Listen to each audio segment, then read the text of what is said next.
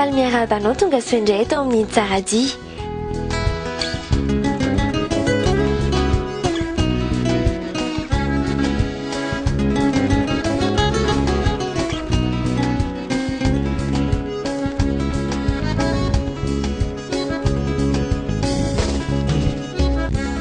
Amin'ny fomba hijerena n'Antananarivo zao a, ity dia isan'ny zavatra anankiray azo amaritana tsara hoe aiza ho aiza ny toerana misy an'izany rehetrarehetra izany. Ahitantsika ny rovan'ny Manjakamiadana,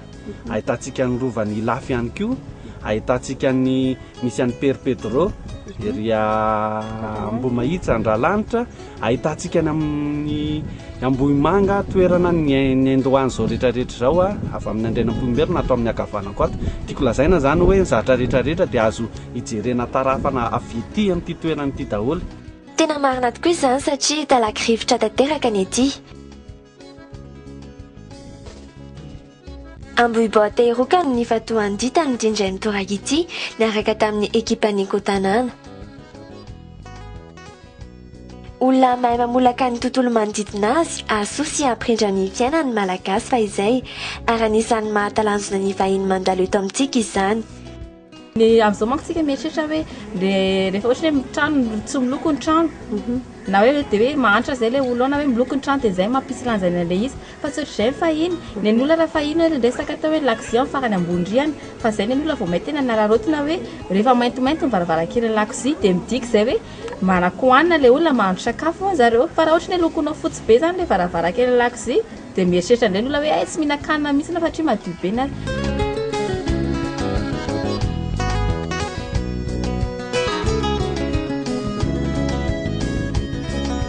Tangorotrano namantarana sahady ny kolontsaina finosin'ny tao-trano ny angalian'ireo taolo fahiny no mbola hita eto hatramin'izao.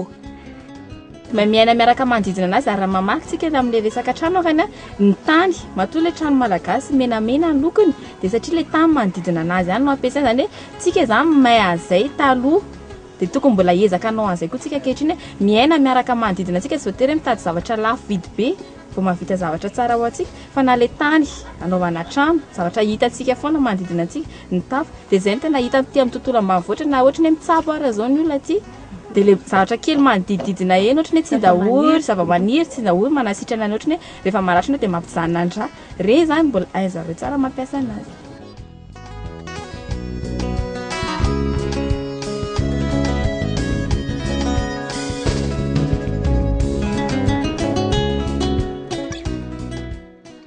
Gaga tokoa izy ireo satria tsy nanam-po fa ay tena mahay miaina tokoa isika malagasy. Nahoana moa zareo gagaga zareo satria ay mahafantatra an'izany nareo ay mahafantatra zavatra betsaka ohatr'izany ny kolontsainareo manan-karena zany tsika ay tena mana kolontsaina mampiavaka anareo malagasy ka nareo manana fomba fiainanareo dia tokony omenareo lanja ireny zavatra ireny. Ankoatra izay fahaizana miara-miaina amin'ny zavaboary izay dia manana izay mampiavaka azy ny mponina eto izay ny Antehiroka no tena niaingano tany am-piandohana. Ny fokon'olona Antehiroka koa dia fokon'olona anisana tantara lehibe teto amin'ny fitondrana ny fanjakana indrindra nanomboka tamin'ny andro n'Andrianjaka na dia nisy ary ireo mifindra toerana nanomboka teny Ambohimanarina teny izany niverina ny aina ary ny namerina indray ny tanàna ny Antehiroka avy eo moa ny tanàna dia nihitatra ny Ngeza ary izao hotsidiantsika eto izao. Manasanao am-pitiavana ary ho Tsaradia miaraka aminay tety ny tanàna ny Antehiroka. Izay tompazamaso fotsiny aloha dia efa ahafantarana sady ny kolontsaina ny ainan'ny malagasy fahagola izay anisan'ny mampiavaka azy eo anivon'izao tontolo izao. Ny lemaky be tsy mitatatra arao ange. Hitantsika Orino io zao a malalaka be ny be tsy mitatatra fambolena vary raha antsika malalana hoe ny amin'ny vary sy ny rano zany fiarahamonina malagasy tena nahitantsika zavatra soa tokoa satria ny fiarahamonina malagasy dia nanjakana zany hoe fiarahana tsisy olona afaka mandeha irery fa nahatsiaro tena foana hoe nahoana ny fiainana eto amin'ity tany ity a dia isika ny fihavanana natao zava-dehibe zany hoe kolontsaintsika mihitsy zany le izy a ary isan'ny antony anankiray a nahatonga ny Andrianjaka isafidy satria ny vary ihany koa dia foto-tsakafontsika malagasy.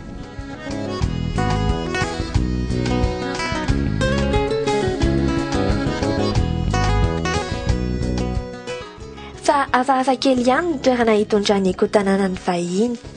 fa maninona ny oetina vao tia fasana ihany koa ny vahiny inona ny tiana vao tongavana ao anatin'izay raha tsika malala misy teniny tsika tolo malagasy milaza hoe ny velontsika raitrano amatytsika ray fasana zany hoe mifasana dia tsy afaka ifandao amin'ny fiainana tontolo andavanandro ny malagasy satria noeritreretintsika zavatra anankiray lehibe mihitsy zany atao hoe fiarahana zany ka raha fasana no hitondrana dia horesahantsika amin'ny hoe inona ny hoe atao hoe fasana amintsika malagasy resahana ihany koa hoe ohatratra ny ahoana zany ny fivoaran'izany fasana zany a raha tongo tany izy tamin'ny voalohany a dia avy eo misy ny fanakambanana an'ilay vato a tsisy simenitra avy eo aty aoriana ahitantsika na karazana fasana efa azo lazaina hoe moderna tanteraka.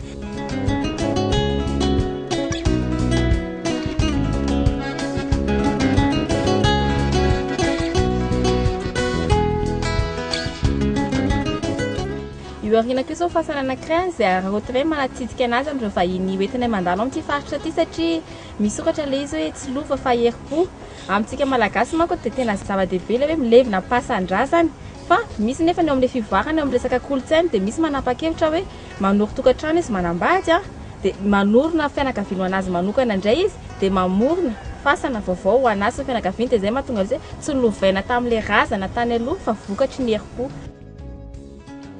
Efa hita taratra ety amin'ny tontolo ambanivohitra ny fahafantarana ny asarobidin'ny rano. Efa manomboka tafita amin'ny olona rehetra fa efa manomboka potika ny tontolo iainana ary ilayntsika no mikajy tanteraka an'izany rano zany a fa tsy ho atao ohatrany hoe ohatrany fampiasana azy fahiny a tsy nasiana eritreretiny hoe tsisy vidiny a rano eny an-tsaha fa efa manomboka fantatry ny olona zao hoe sarobidin'ny rano a ary zany mampatonga an'io io siny be hitantsika mangamanga aoriana io a ikajiana ny rano. Manan-karena fahaizana miafina amin'ny lafiny maro isika malagasy eno iange ty vatan'akondro ty rehefa voasana tapahana izy zany dia voasana dia misy an'ilay atin'akondro na hoe cœur de banane resantsika iny atin'akondro iny zany dia isan'ny zavatra anankiray ampiasain'ny malagasy a tamin'ny fitsaboana nentim-paharazana satria kisana amin'ny antsy izy io dia azahoantsika an'ilay fotsifotsy iny a dia rehefa atao amin'ny rano mafana ny tongotra misy an'ilay goto ohatra dia asiana n'iny rano iny asiana n'in'ilay rano fotsifotsy amin'ny akondro iny a dia bandina dia avela eo a ary dia mino maromarona fa mandaitra lavitra noho ny fanafody vidiana lafo eny amin'ny dokotera nefa isika zany zavatra zany a dia aretsaina malagasy arananantsika tsy vidiana maro akory. mitahiry zava-mahavariana rahatantara ity toerana eto ity. Atao reno akato zao misy an'ilay doany ny dadabe Andre Rokaroka araka ny soratra hitantsika eo io zany dia doany anankiray a entina nanasiana an'izay Andre Rokaroka zay raha mijery nefa tsika zao dia mahita sarina volana sy kintana zany hoe tiana hatongavana amin'izay dia hoe efa hatramin'ny voalohany mihitsy satria raha iverina hatrany amin'ny taonjato fahaefatra fadimy fahaenina tantsika dia alalantsika fa ny fiavian'ny malagasy voalohany teto Madagasikara dia avy amin'ireo silamo avy any amin'ny faritry ny Azia sy ny avy any amin'ny faritry ny Afrika ihany koa zany hoe fiainantsika malagasy a ny nentim-paharazana teto mihitsy zany zay fiainana silamo zay mahitantsika an'io ity moa zany a dia mbola misy olona manasina eto ary tiana manamarika ihany koa fa ty tanàna ity dia maro ny fady mbola eken'ny olona eto a tsy ho azo atao ohatra fotsiny amin'izany hoe tsy azo ampiakarana tongolo ty tanàna ity fa raha mampiakatra tongolo eto amin'ity tanàna ity ianao a dia tsy maintsy ho avy ny avandra ho avy ny oram-baratra ho eto amin'ity tanàna ity ary dia mbola eken'ny olona rehetra eto an-tanàna fa tsy tokony ampiakarana an'izany a eto amin'ity faritra ity zany. Tia mikarakara ny voninkazo malagasy mahay mampifaly tena amin'ny kilalao anana ny kilonga.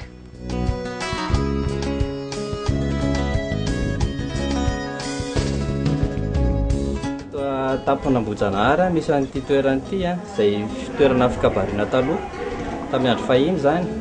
dia eto a misy ny fikarakarana ilay tangena satria ity toerana ity a sady famoriana vahoaka ny toerana ihany koa sady fitsarana dia mahitsika avy eo a faritra ilay boribory a ndrahina vatsy ina ilay sisiny a anamariana izay faritra ilay toerana fikabariana izay dia ankehitriny ilay izy a soloana zareo an'ity trano ity a izay sady boravokotana ny toerana ihany koa famoriana fokon'olona eto tanàna.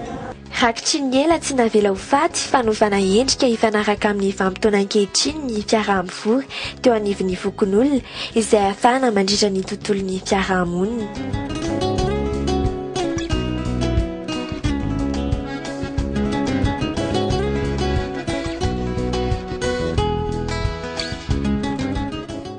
ahitana fahatsakana teto fa izay ary mbola betsaka amin'ny makarany eto hatramin'izao. Anisan'ny anentana ny ekotanàna ny mponina manodidina ny fikajiana sy fikoloana azy ity izay tafiditra indrindra ao anatin'ny asa ifatohan'ny ministera ny fizahantany ho an'ny fizahantany maharitra.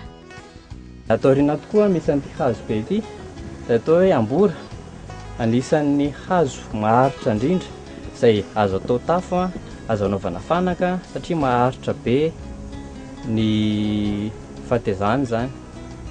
Dia izay anisan'ny nitondrana an'ilay vahiny eto amin'ity toerana ity satria manamarika zavatra be zany eo amin'ny fiainan'ny mponina eto manodidina eto sy amin'ny zavamaniry toerana ity. Mpanao asa tanana mpikambana ao anatin'ny ekotanàna ny eto izay mametraka ny asa maharitra sy mahavelona amin'ny fampiasana ny hazo akora fototra nefa miaraka amin'izay ihany koa ny fiarovana ny tontolo iainana. Ampisehoana zany hoe mahavita zavatra tsara tsika malagasy, zavatra araka ny kalitao dia ahafahana koa mampiseho amin'ny olona hoe azontsika ampiasaina tsara ireo hazo manodidina antsika. Satria ireny mihoatra hoe anisan'ny azahoana loko zao ohatra raha izay resahana hoe nazahoana ilay loko mainty ilay hazo planche hitantsika eny an-tsena iny avela milona izay fanao malagasy eny avela milona ny atambary ilay izy dia afaka volana iray volana na roa volana ohatr'izany dia ahafahantsika mahazo loko mainty isan-karazany any mahay azay manana fahalalana betsaka tsika azahoantsika aseho dia reny azontsika raharotiny anaovana zavatra tsara azontsika ahitana volo aseho an'ilay vahiny mahay zavatra tsika. Nandalo ny tsena ny tsaradia ary dia nofaranana teto amin'ny trano fandraisam-bahiny manokana izay tsy ahivana trano fa anisan'ny mpikambana ao amin'ny ekotanàna ary manana fandraisana miavaka amin'ny lafiny rehetra ao anatin'ilay tanjona mazava dia ny fametrahana ny fizahantany maharitra eto amin'ny nositsika ka sady mandroso ny toerana manodidina no mahazo fafinaretana ihany koa ny vahiny mandalo.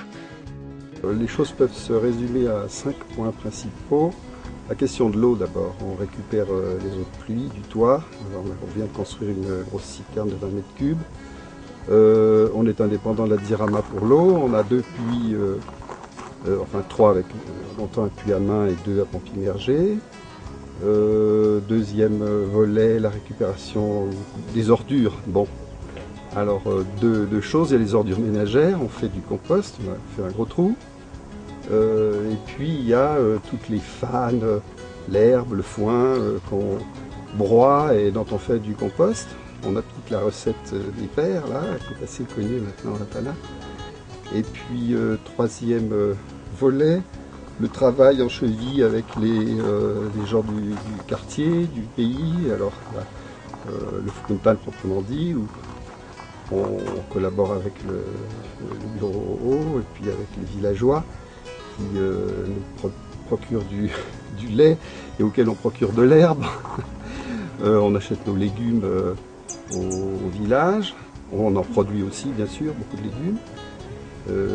Quatrième volet, on a installé des panneaux solaires en matière d'énergie. Voilà, j'aurais dû parler de ça après l'eau. On a installé un panneau solaire sur l'annexe, la petite villa, avec deux studios. Et puis, je crois qu'on a dit l'essentiel là. Tena tsara dia tokoa izay tety Atehiroka, distrika Nambohidratrimo, faritra Analamanga.